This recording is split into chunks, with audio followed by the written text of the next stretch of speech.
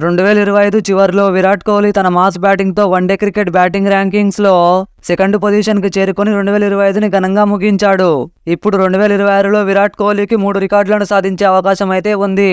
అవేంటో తెలుసుకునే ముందు ఛానల్కి సబ్స్క్రైబ్ అవ్వండి, పక్కనే ఉన్న గంట సింబల్ని ఆల్లో పెట్టుకోండి.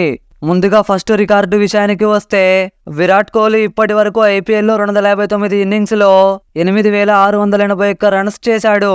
మరో 339 రన్స్ చేస్తే ఐపీఎల్లో 9,000 రన్స్ చేసిన ఫస్ట్ బ్యాటర్గా రికార్డు క్రియేట్ చేస్తాడు.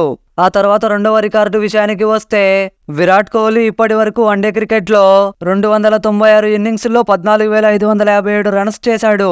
మరో 443 రన్స్ చేస్తే వన్డే క్రికెట్లో 15,000కు పైగా రన్స్ చేసిన రెండో బ్యాటర్గా రికార్డు క్రియేట్ చేస్తాడు. ఈ లిస్ట్లో ఫస్ట్ ప్లేస్లో ఉన్న సచిన్ టెండూల్కర్ 452 ఇన్నింగ్స్లో 18,426 రన్స్ చేశాడు.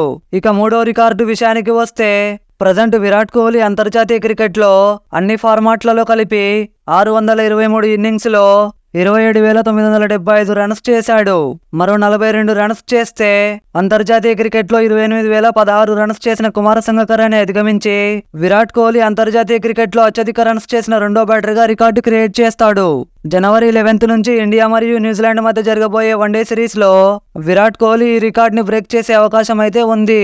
2026లో ఈ 3 రికార్డులను విరాట్ కోహ్లీ బ్రేక్ చేయగలడా లేదా కామెంట్ చేయండి. క్రికెట్ కి సంబంధించి ఇలాంటి మరిన్ని వీడియోస్ కోసం ఛానల్ కి సబ్స్క్రైబ్ అవ్వండి, పక్కనే ఉన్న గంట సింబల్ ని ఆల్లో పెట్టుకోండి. మా వీడియోలు మిస్ అవ్వకుండా ముందు మీరే చూడొచ్చు. Until then see you, bye by.